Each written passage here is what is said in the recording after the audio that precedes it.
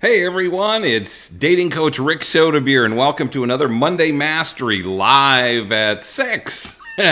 I'm so used to saying live at 5, but it is 6 Central Time and 7 Eastern and 4 Pacific. So anyway, happy Martin Luther King Day for those of you that had to work today. Well, welcome to my world. And for those of you that didn't have to work, I hope you enjoyed a long holiday weekend and are enjoying the day wherever you're at.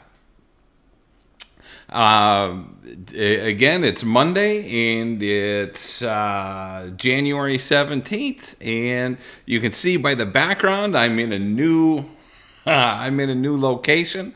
I'm going to keep you guys guessing as to where I am, and last week I was in Michigan. This week I just rolled into Oklahoma last night, and so I'll probably be in Texas next week.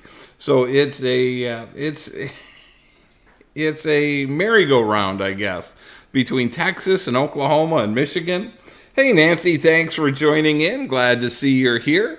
And Nancy is actually, I want to give kudos to Nancy today because she's actually, she made a comment on my post today and actually inspired the subject content for today's program. And Nancy, I'm not sure that I'm going to get to all aspects of moving forward. But a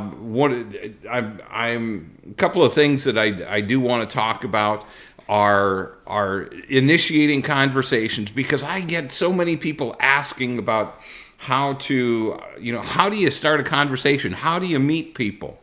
And I watched a dating coach I think she's out of New York.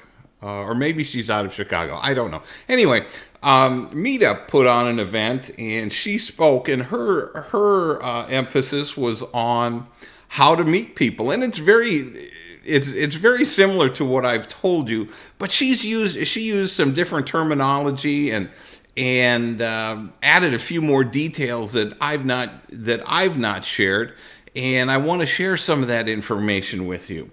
And then, in addition to that, during my drive yesterday, I finished a book on an Audible book called Necessary Endings, and it had some really, really great ideas for ending relationships that we get into that we know aren't going to be the right relationships, and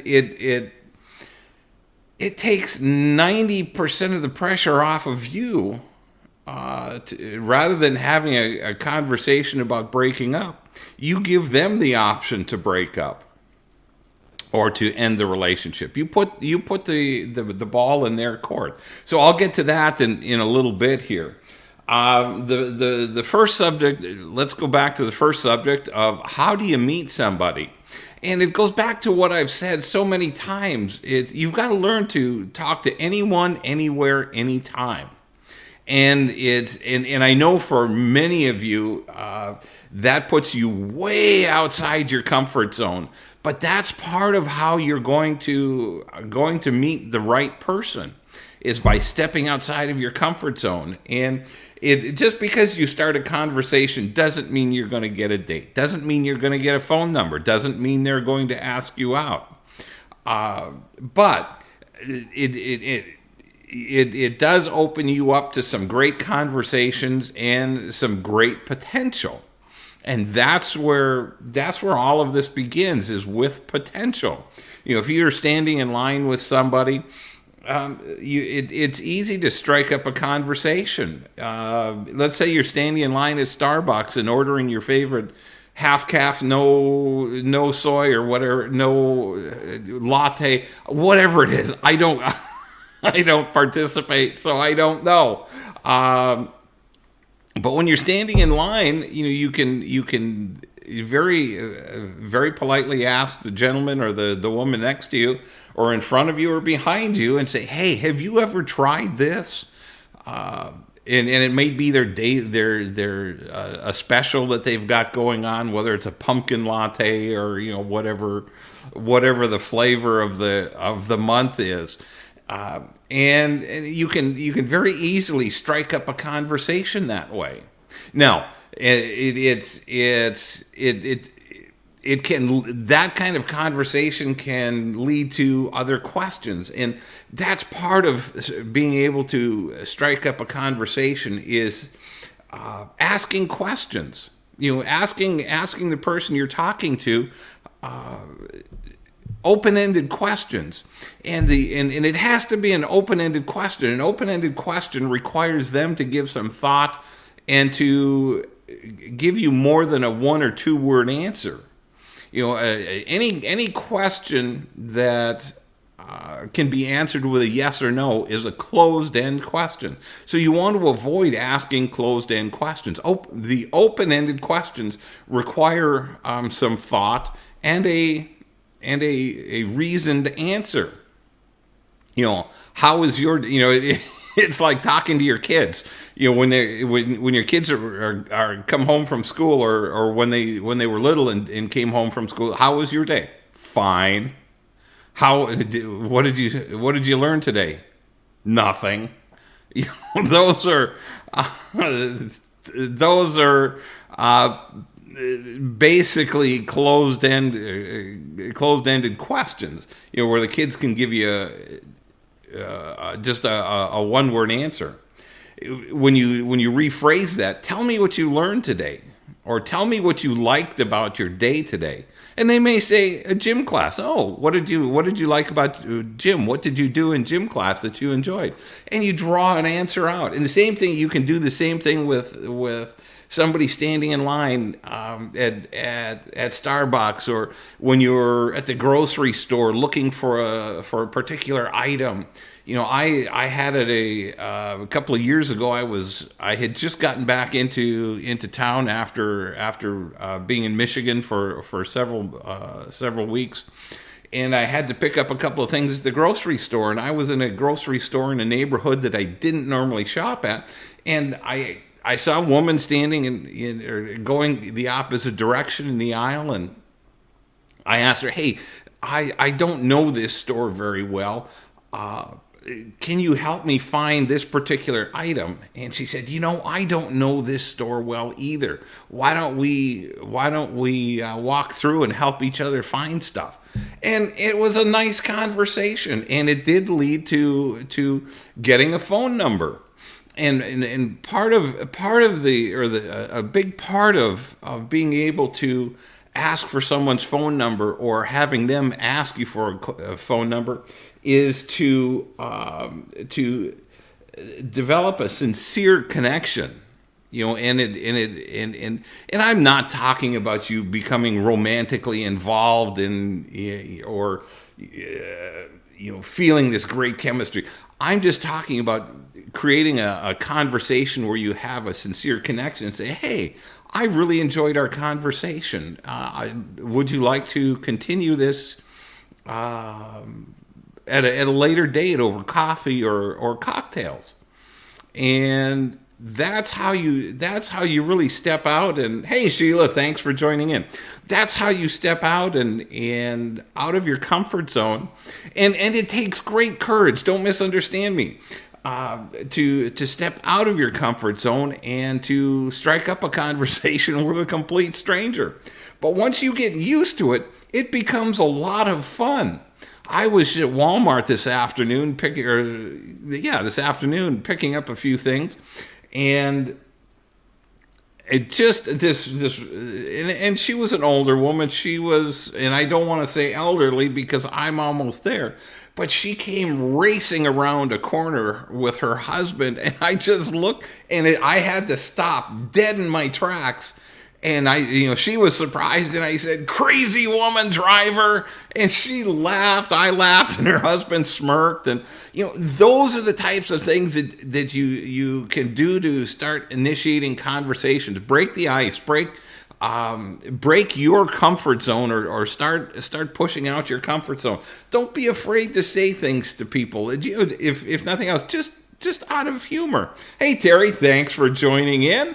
Glad to see you're here. So and again, a lot of us have varying comfort zones, and if you're more on the shy type or on the shy side, it's going to take effort and it's going to take practice. And how you practice is you just smile at somebody and say, "Good morning. I hope you have a great day." Or if and here's one that I just absolutely love. Is anytime I see a veteran wearing a veteran's cap or something indicating that they were in their service, or even active duty service people, police officers, firefighters, as I walk by, I just smile and say, "Thank you for your service." Hey, Stacy, thanks for joining in. Those are just very simple ways to start breaking the ice with people. And I've actually had, with veterans, I've actually had some really awesome conversations just by saying thank you. And so it's and again, a lot of this comes from years of doing this. And for those of you that are shy, and I know some of you don't have any problem with this, that you can start a conversation with anyone, anywhere, anytime.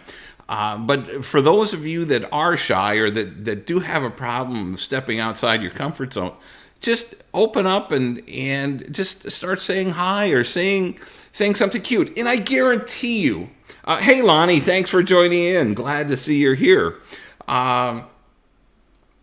You are going to screw up. You're going to say something that somebody's going to look at you like you've got a third eye in your forehead, and you're going to be embarrassed. I embarrass myself from time to time, but the number of times that I have fun starting a conversation with somebody far outnumber the ones where I felt foolish and.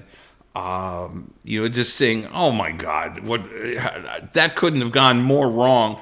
And sometimes you can make a good conversation out of a faux pas or a mistake, and you say, "Wow, that sounded so much better in my head than it did when it came out of my mouth." And you can just acknowledge that it was something goofy or something that it came out wrong. Or that it, like I said, that it sounded better in your head than when it came out of your mouth. I've done that so many times. But that's the bottom line is you have to be able to step out and of your comfort zone, and the more often you do it, the easier it becomes. It's like exercising any muscle. The more often when you first start exercising, it's really painful. And that's why so many of us don't do it, because the getting started part is so painful. But it's once you get past that first couple of days of pain, it becomes easier and easier and easier, and you're able to push yourself more and more and more. And you do the same thing with starting conversations with somebody. As you get comfortable with saying hi or saying something silly that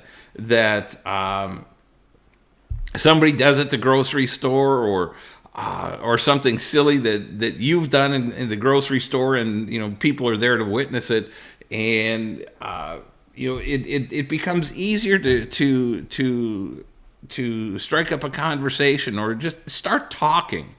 But again, it's important that as you speak or as you talk, you develop a bit of a conversation. And it isn't until you have a sincere connection that you can either ask them for their phone or ask them for a date, for their phone number. And ladies, this goes for you too, because guys are not always, we may be thinking off in some other direction, and we may not be picking up on the cues that you're flirting with us, or that you like us and would like to continue the conversation. And it can be just very simple. Hey, I've really enjoyed our conversation. Would you be interested in continuing this sometime over the weekend over a cup of coffee or cocktails? It's just that simple. Let's see. Terry says, I used to be really shy, but had to practice, just like you talk about. I now talk to many in my paths. It gets easier as you practice. I just had a nice conversation with a guy pumping gas next to me. See, that's exactly what I'm talking about, Terry. That's you're getting it, and everybody listening tonight, and for those that are listening to this later on, that's exactly what I'm talking about, Terry. That's awesome, and it may not have felt really comfortable when you first started doing it, but it actually becomes fun and sometimes a challenge to see. I a lot of times I just walk into the grocery store or to Walmart or wherever I'm going with a challenge, and how many people can I make smile today? It's just, I just have fun with it. And if it develops into a conversation, awesome. If it doesn't, for me, it's okay. But when you're being single, it's a great way to meet other people. And hey, Phil, thanks for joining in. One of the other questions that comes up is, well, how do you know if they're single? Well, the first way is to look at the ring finger. Now, that's not always a guarantee, but it's generally a pretty decent indication that if there's no ring, they're not married. That doesn't mean they're not dating somebody. So that's and if you ask somebody out and they'll tell you that they're seeing somebody, or they should, or you can ask. And I don't mean to be forward, but I've really enjoyed our conversation. If you're not seeing anyone else, I'd enjoy continuing this conversation at a later time. And they'll just follow through, and you are going to eventually run into creepers. I'll admit that. So you just have to be prepared for that. But that's all part of the dating process. That's all part of getting to know people. And if you're making good choices, if you're making good decisions, you'll start to recognize or pick up on these things pretty quickly. Lonnie says, when I ask, what do you love the most? If they answer Jesus, we already have a lot in common. Awesome. That's, see, and that's another great, that's another great, a great opening line. What do you love the most? That's doesn't get much better than that, Lonnie. And I think Terry's asking you Phil, I think Terry's asking you where Olathe is. Olathe is in Kansas. It's one of the suburbs of Kansas City. So it's the home of Garmin. For anybody that knows GPS or navigational equipment, that's where Garmin's home office is. So, and it's not far from where I used to live. So anyway, any questions or thoughts? Any questions specifically to talking about or how to start a conversation with somebody before we move on into ending conversations or ending relationships. And I'll get some more information out here in the not too distant future. The gal that I listened to a couple of weeks ago, she was very informative. She's a millennial. what she shared is very similar to what I've shared with you, and she admits that she's very shy. She's an introvert, and it actually became a challenge, or not a challenge, but it was becoming a challenge that she just got to love meeting people. And the only way you do that is to approach people and talk to them. And ladies, again, if you want him to ask you out, you have to lay the groundwork. You have to say, yeah, I really enjoyed our conversation. I'd love to continue it at another time. And, and just set that groundwork. Because a lot of times, guys, we're not, or as guys, we're not always cued into your interest in us. And so you have to make sure that if you're truly interested in following up or getting together, that you lay that groundwork, or you help lay that groundwork.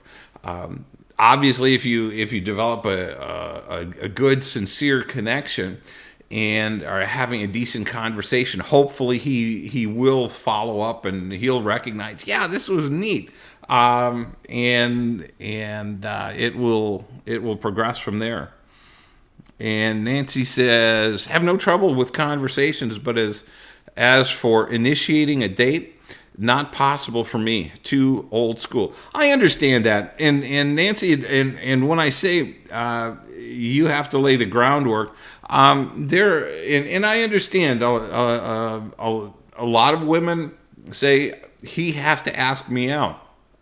But again, guys are not always cued into your interest. So it's important for you, again, to lay that groundwork and say, hey, I really enjoyed our conversation. I'd enjoy continuing this talk, or I'd enjoy getting to know more about you. And you can leave it at that. And then, but you're opening the door for him to initiate the date, or to initiate the ask, so to speak. And you're not by opening the door and expressing interest, you're not asking him out. You're just saying, yeah, I'm interested. So, and then let it roll from there. And Nancy, there's nothing wrong with being old school. It's just with our society, there's men are how do I want to phrase this? Men don't necessarily do all of the asking anymore, and it would certainly be nice if they did. But it's you do have to recognize that in today's society, it's just not we're just not always paying attention to that. In 40 years ago, yeah, if you said hello to me, I'd probably be asking you out.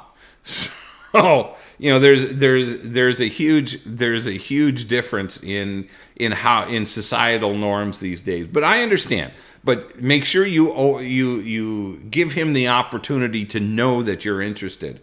And if he's not, okay, there's the first word out of your mouth should be next. And just progress and move on from there. So that's a great comment, Nancy. Now, I just finished a book called Necessary Endings, and it was a combination of a business book, but and personal relationship book, and it's by Henry Cloud, and I've read several of his books, and he does some really, really good work. And I would encourage all of you to pick this book up. It's an audio book. It's like 7.5 hours or 8 hours. And if you do a lot of driving like I do, I mean, that's almost a day or two on the road for me. So, but anyway, the point of the book is that we all have things in our lives that need to come to an end. And he uses a great analogy. It's of pruning roses, and to create a great rose bush. And the rose bush is our relationship with whomever, whether it's work or business associates or romantic or family relationships. And you trim the less than perfect buds off the tree. You prune you nurture the sickly the sickly parts of the branches on the bush to a certain point, and then they have to be trimmed, and then you trim the dead pieces off.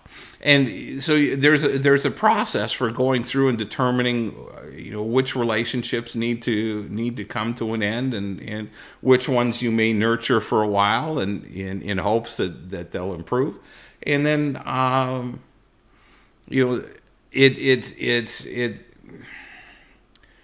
it's a process. And the easiest way to approach this is to, number one, recognize, and it's important to recognize whether this is a relationship that you really want. And when it comes to dating, we've all dated people that we just, they have some great characteristics or great qualities that we just absolutely love. And then over here, they have this pile of bad habits or bad characteristics, whether it's tobacco, alcohol, drugs, anger, hostility, or it's foul mouths, whatever it is that you don't like. But there over here are these great qualities. And when it's time to end a relationship, we all know that hey Teresa, that's glad to see you're here. It's been a long time. We all start to think about the relationship, and we realize that it's time to come to an end. You may end the relationship, and as you're ending it, your intention is to end it. You start the conversation, and the next thing you know, you're talking about all the good things about each other, and you're reconnecting and trying to work it out again. Or you break up and you miss the good qualities, and you get sucked back into that relationship again, and only to recognize that the bad qualities are still there. And I've done this. I've done this, on a number of relationships in my lifetime, and it becomes a revolving door. But there comes a point in time where you have to let those relationships go. And the most direct is just to say, hey, Nancy, and I'm picking on you, Nancy, because you were the inspiration for tonight's conversation. Nancy, we've had a lot of fun together. You have a lot of great qualities, but based on what I want in a relationship, this isn't working for me. You're a great woman, but it's time for both of us to move on. And it can be that simple. That's a little bit harsh, but you don't want to drag it out. Hey, Lindy, thanks for joining in. And great question. How long do you nurture? Everyone seems in such a hurry. Friendship is so key, and that takes time. Yes, it does. And only you can determine how long you nurture a relationship. And I'm going to jump off topic here for just a bit, because I think it's an important question. You have to have your must-have list and your deal-breaker list to begin with. And that's going to be your guide initially. It's if he doesn't have everything on your must-have list, or he displays any of your deal breakers, there's no nurturing. That's a dead. To use the rosebush analogy, that's a dead branch that just needs to be pruned.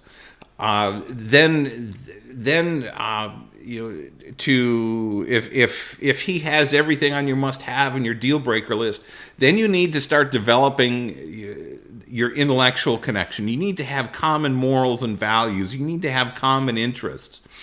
And it's so important to have common interests, common morals and values, because you're taking roadblocks out of the way. Anytime you have a conflict in morals and values, or a conflict in interests, or other areas of life, you're leaving a roadblock in the way. And I'm a firm believer of taking as many roadblocks out of our path as possible. And the more you can take out of your way, the smoother your relationship will be. It doesn't mean that there's not going to be bumps in the road, or you're not going to have arguments, or there's not going to be disagreements, or or they're not going to roll their eyes at something stupid that you say. I promise that's going to happen. It's part of human nature. It's part of relationships. But when you can get rid of more of the argument-inducing hurdles that may be there, the better off you're going to be. Then you have to have a spiritual connection. You got to be on the same page spiritually, in my opinion. You need to. You don't need to be in the same place in your spiritual journey, but you need to be moving in the same direction. It's a Christian or a Catholic or a Jew being with an atheist or an agnostic is putting a major roadblock in the way.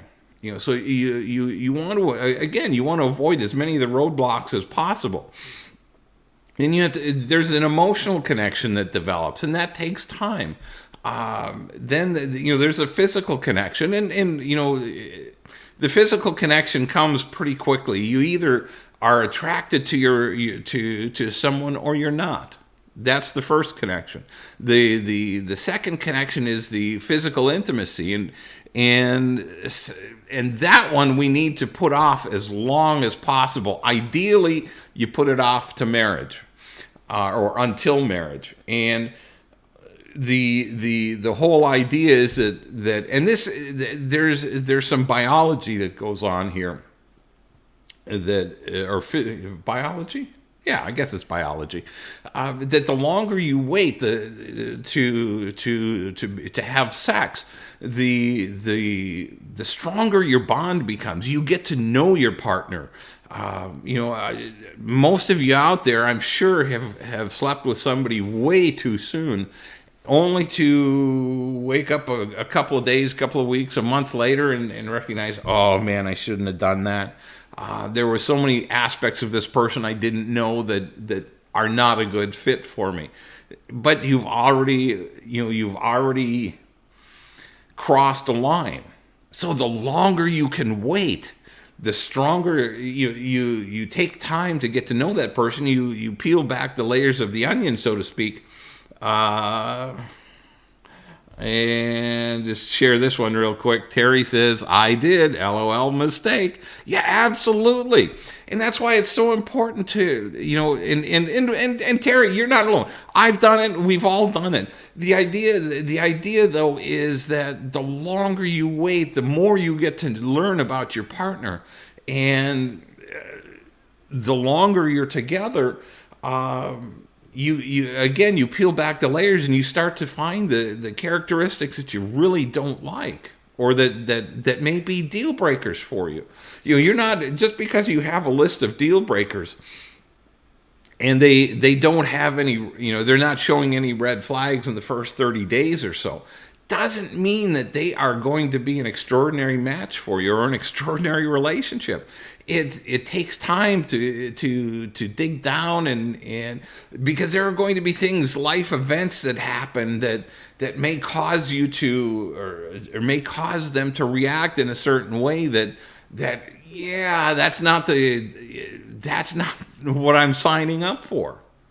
My co-author of my book, Dating Backward, shared a story about how she was dating a guy, and she thought he was her soulmate, and one day he lost his job, and he literally stopped talking to her.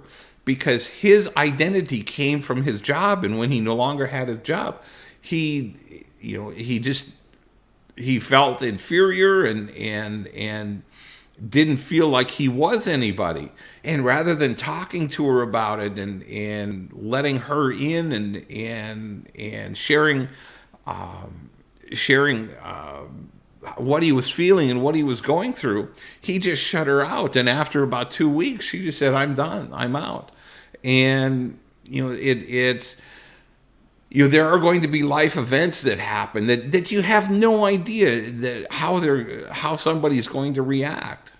And so there are going to be instances that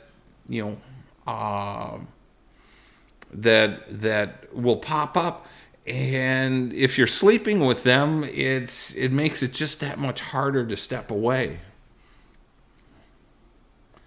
And Terry says, so many guys, deal breaker is sexual compatible, so they want to push for sex so quickly.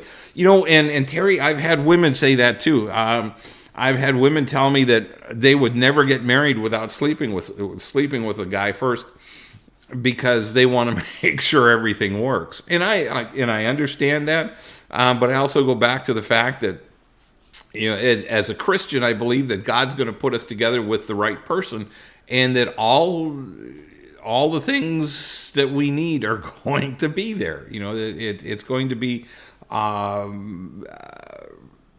there's going to be a physical compatibility there. And unfortunately, we live in a society where from the 60s, late 50s, early 60s, we were told that as the song goes, if you can't be with the one you love the one you're with. And so we were taught that the free love, free sex is okay. And what it's really done is it's really damaged society, and guys have just really latched onto that. And as adults, once you've made love, once you've had sex, it's a pretty incredible feeling. It's a pretty incredible sensation. But again, it's made even better when you're with your soulmate. It's even better when you're with that one special person, because it's a special bond between the two of you. And and that's why it's so important. And ladies, unfortunately, it falls on you most of the time to say nope, and nope, I'm not sleeping with you. I'm not, that's for the bounds of marriage. And because guys, we're incredibly weak. When it comes to that. And I'm not making excuses for guys, ladies. I know a lot of ladies that have the same weakness. And it's a matter of self-control. And it's one thing that you start making out, and pretty soon passion or the passions are aroused, and then the clothes start coming off, and when the clothes are off, it's Katie bar the door. Even though you both know it's wrong, it's too late. Terry says it's better when you actually have feelings for the one you're with. Absolutely, it makes it so much more special. So anyway, gosh, Lindy, I'm sorry. We got into a whole rabbit hole there. Then to make a long story short, Lindy, nurturing is a matter of developing all of these connections. But when you start, and again, this is my opinion, and some of you are going to going to ignore this advice, but the minute that you start to see that or feel that this is not the right relationship, the nurturing is over. And this is really.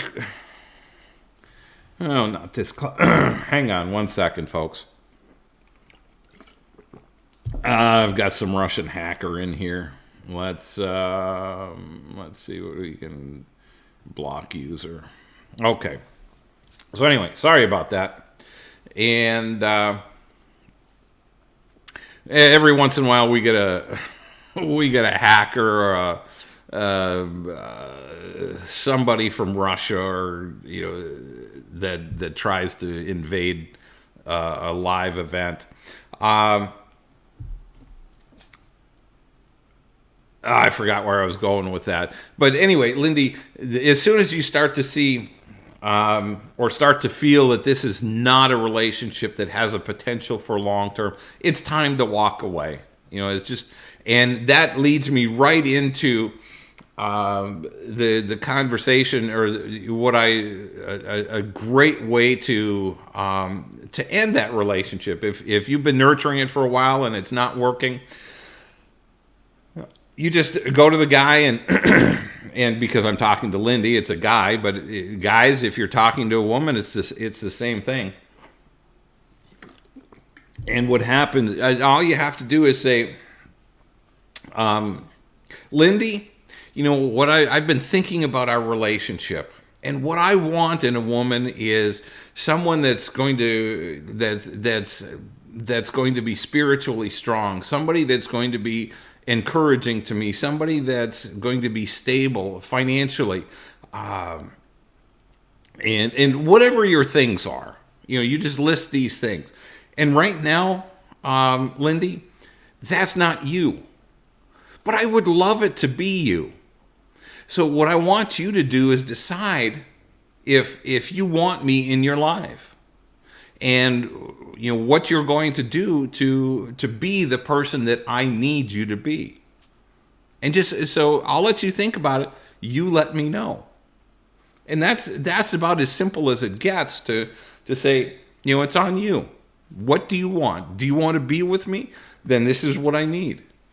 And if they're reasonable things, if they need to stop smoking or get off drugs or sober up, that's going to take a while. If you want to be with them, if you truly love them, then you can say, I'll be here, I'll be supportive, but you have to prove to me that you're working towards getting healthy. And let me catch up here, Teresa. I think that sometimes we forget and think that sex is, hey, he loves me, when it's not. That's a good point. I'm sorry I didn't catch that one earlier, Teresa, but that's absolutely right. And and with all due respect, guys, we're looking at we look at sex a lot differently than the ladies do. The ladies want to feel, and ladies, feel free to share your input here. But generally, ladies want to feel loved before making love, and guys, we feel loved when we make love. So I don't know if that makes sense. And Nancy, I'm glad, you're welcome. That's probably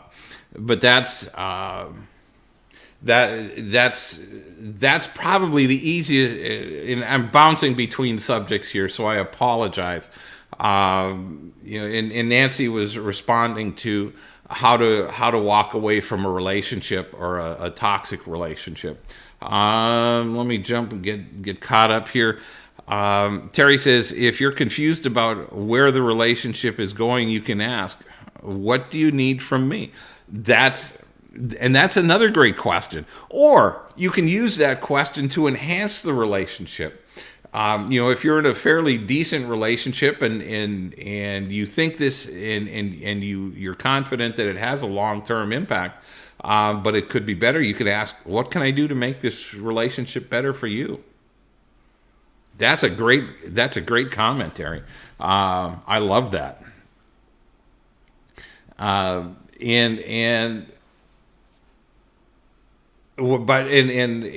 just to follow up, yeah. When you tell somebody this is what I'm looking for in a relationship, and you can turn around and say, what do you need from me?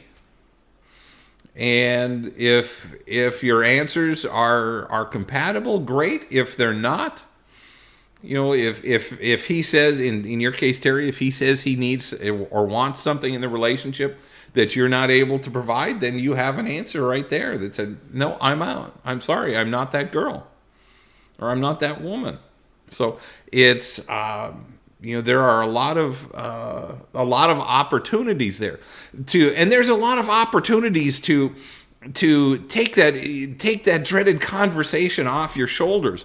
I love him or I love her, but I don't want to hurt her. I don't want to, I'm just hanging in here just because I don't want to hurt anybody's feelings. Well, when you turn the conversation and say, this is what I'm looking for, but it's not you. This is what I need. And you share, if you really do love them, but I would love it to be you. But for now, it's not. And, you have to decide whether you want to be a part of my life or not. And if you do, then this is what has to happen. And if not, I wish you the best. Hey, Rose, thanks for joining in. Rose says, you have to be able to communicate your needs. Absolutely. And that's part of what this is all about tonight, Rose, is communicating your needs. And if they can't, and whether they won't or whether they're unable to provide what's important to you, then it's time to move on. And I know that sounds cold, and it's a lot easier said than done. Because when we develop emotions for somebody and we develop connections with somebody, it's hard to walk away.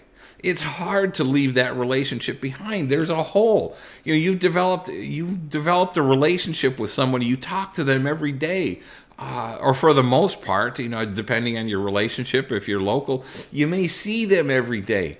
It's hard when that relationship ends, because now there's a void in your life, and now you run the risk of looking for someone to fill that void, and that is the absolute worst thing you can do. Whenever you end a relationship, whether it's personal or business or friendships, you have to end those relationships, or at least keep them at arm's length. One of the worst things you can do is when you're feeling lonely, try to reconnect with the person you just broke up with, because all of a sudden, you're asking, you're finding out how they're doing, or maybe you're trying to have an exit interview and say, yeah, our relationship didn't work because of this and this and this. But then you start talking about the good times and the good feelings, and all the warm fuzzies start bubbling up again. And before you know it, you're back in a relationship, only to move somewhere down the road and have it fall apart again, because nothing's changed. You didn't have a conversation about what went wrong, or what needs to happen, or what you need, or what he needs, or what she needs.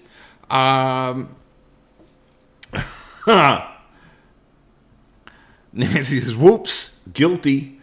Yeah, and Nancy, we're all guilty of what I call revolving door relationships. It's just something that it's human nature. We just do that. We're going back to somebody that's comfortable, that basically knows who we are. They know our quirks, you know theirs. And you don't have to, you're not starting over from the beginning. And that's part of I don't know about you all, but for me, that's one of the hardest parts of dating, is starting over. Having to share your story, having to learn somebody else's story and start learning the details. That, to me, that's drudgery. But it's all part of the dating process. It's part of the patience we need to have in dating and building a relationship. And building a relationship with the right one. We can build a relationship with anyone, but developing a relationship or building a relationship with the right one is the key. And that takes patience. I was talking with somebody. It's all about, the other day. It's all about the numbers, and it's never fun. It's all the one and done dates. You can go in hopeful, but the odds are it's going to be a one and done, or you might have a few dates and it feels this is pretty nice, but all of a sudden something happens that this just isn't right. This just doesn't fit into my life the way I'd like. So we all have to go through that. We all have to be cognizant of that. So it's important to be able to recognize that early. As early as possible. And I contend that if you're paying attention within the first 30 days of dating someone, you can tell whether this is somebody that you want to pursue further or not. And again, a lot of times it's a one and done, and you're on to the next. And Lindy, I hope I've answered your question. I hope that the nurturing part. Again, I'm not a huge, and again, I guess part of it depends on the nurturing. I mean, if you're trying to encourage him, and there are things that are wrong in the relationship, and you're trying to help him adjust, that I wouldn't even try to do, because you can't change anyone. You can't force a situation, but you can put it in their court and say, hey, this is what I need. If you can step up and be the guy I need, great. I'd love it to be you. But if not, it's okay. Let's just move on and go find the people that are right, or the person that is right for each of us.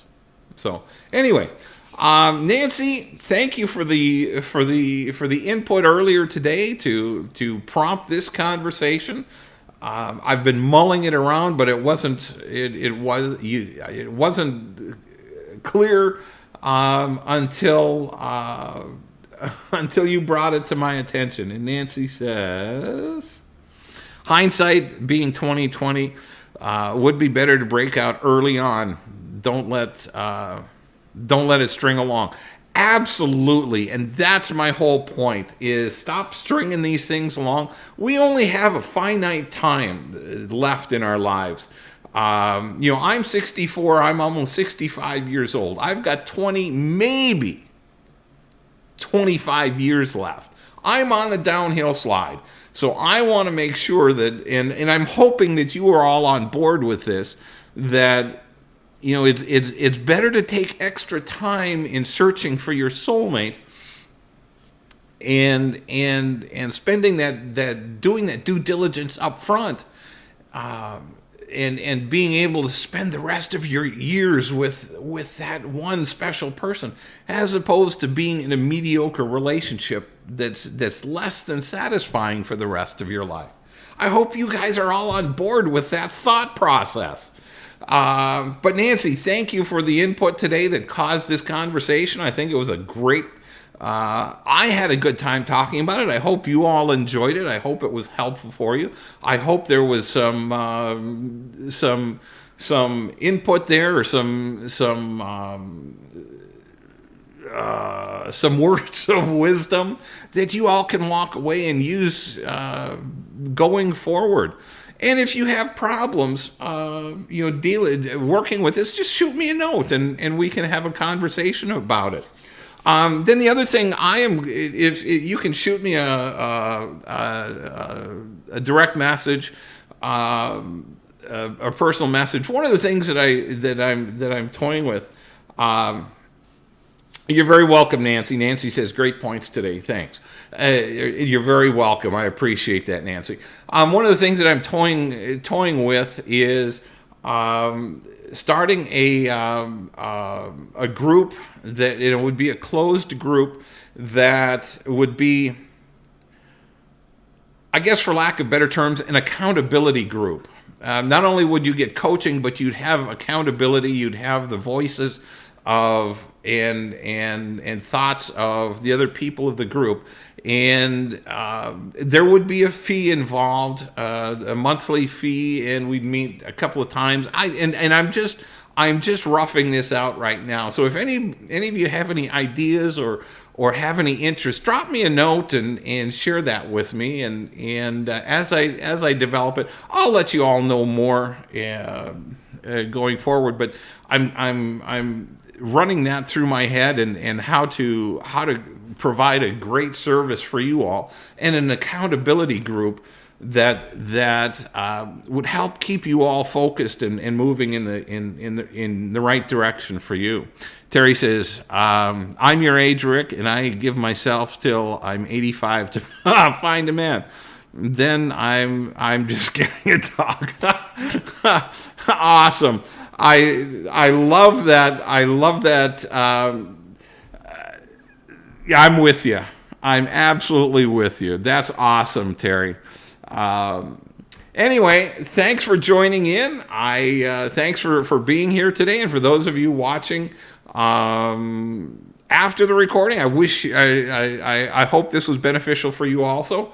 Have a great and blessed week. I will see you next week, probably from Texas. I'm not absolutely positive.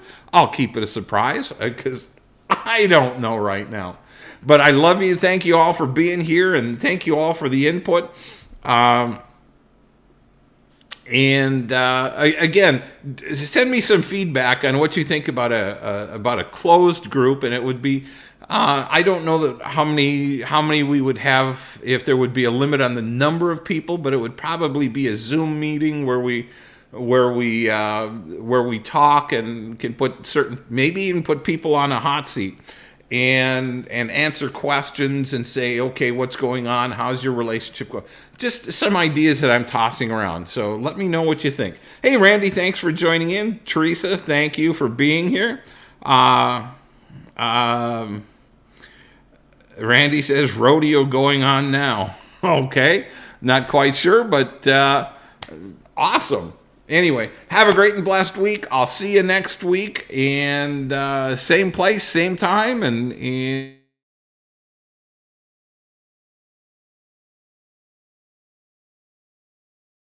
me know if